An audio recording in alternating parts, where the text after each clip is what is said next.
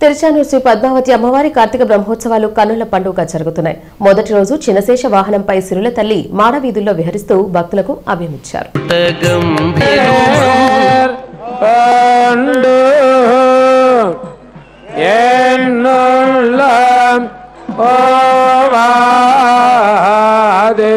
ఏ విధంగా అయితే అప్పుడప్పుడు సరస్వతి మొదలైనటువంటి రూపాలు ధరిస్తూ ఉంటాడో, విలాసంగా, వినోదంగా, వైవిధ్యంగా, విశేషంగా, అదేవిధంగా తాను కూడా మగరూపు ధరిస్తూ ఉంటుంది.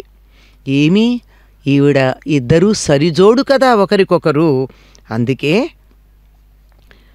అక్కడ అన్నమయ్య కూడా చెప్తారు, మగరూపు నాడు రూపు మారుచుకొనిరిద్దరు సాగినెద్దము చూపరే ఇంకా అంతకన్నా పైన మరొక్కటి ఉండడానికి అవకాశం లేనటువంటి వాడు, ఆ పైన ఏదన్నా ఉందా అంటే ఊహకి కూడా అందనటువంటి అత్యున్నతమైనటువంటి స్థానంలో ఉన్నటువంటి వాడు పరుడు.